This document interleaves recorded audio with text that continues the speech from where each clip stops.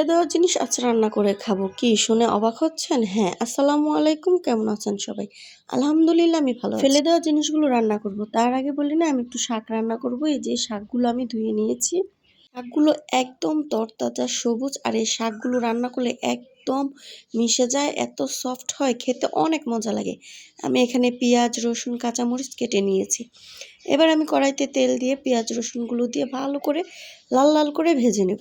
বেশি ভাজবো না, যেন পুড়ে না যায়, একটু লাল লাল করে ভেজে নেব, তাহলে রসুনের যে ফ্লেভারটা এটা বের হয়ে আসবে। তারপর শাকগুলো দিয়ে দিব। এই শাকগুলো আমাদের ছোট্ট একটা বাগানের, ওই বাগানটার কথা একদিন আপনাদের কাছে শেয়ার করব এবং একটু দেখাবো।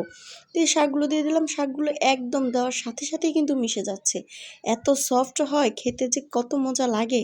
আসলে কি নিজের ক্ষেতের শাক তো, তাই একটু অন্যরকম টেস্ট হয়। এগুলো নিজের হাতের ছোট্ট একটা বাগানের শাক। তো আমি এখানে কি করলাম, একটা লেবু পাতা দিয়ে দিলাম, কারণ লেবু পাতা দিলে কি হয়, শাকের যে একটা ফ্লেভার অনেক ভালো লাগে, একটা হালকা হালকা লেবু পাতার গন্ধ অনেক ভালো লাগে আমার কাছে। ফেলে দেওয়া জিনিস নিয়ে এতদিন আসলে আমি এটা ফেলে দিতাম, এখন আপনারা বলবেন যে আপু আমরা তো ফেলি না, আমরা তো খাই।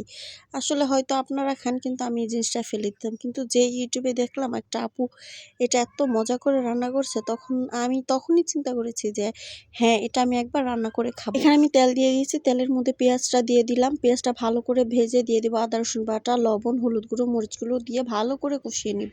এবার দিয়ে দিব ফেলে দেওয়া জিনিসগুলো। এগুলো কি জানেন? এগুলো হচ্ছে রুই মাছ, কাতলা মাছের পেটি, কাঁচা, এগুলো হয়তো এখন আপনারা বলেন যে আপু এগুলো তো আমরা ফেলি না, খাই। আসলে আমি আগে ফেলে দিতাম, কিন্তু ওই ভিডিওটা দেখার পর থেকে আমি এখন খাই। তো এটা এত মজা হয়েছে, দেখুন কালারটা কত সুন্দর হয়েছে। আমি তো কোনো তরকারি প্লেটে নিইনি, এই একটা তরকারি দিয়ে পুরোটা ভাত আমি শেষ করেছি। আর খেতে এত মজা হয়েছে, অবশ্যই একদিন ট্রাই করবেন, দেখবেন খুব ভালো লাগবে। খোদা হাফেজ।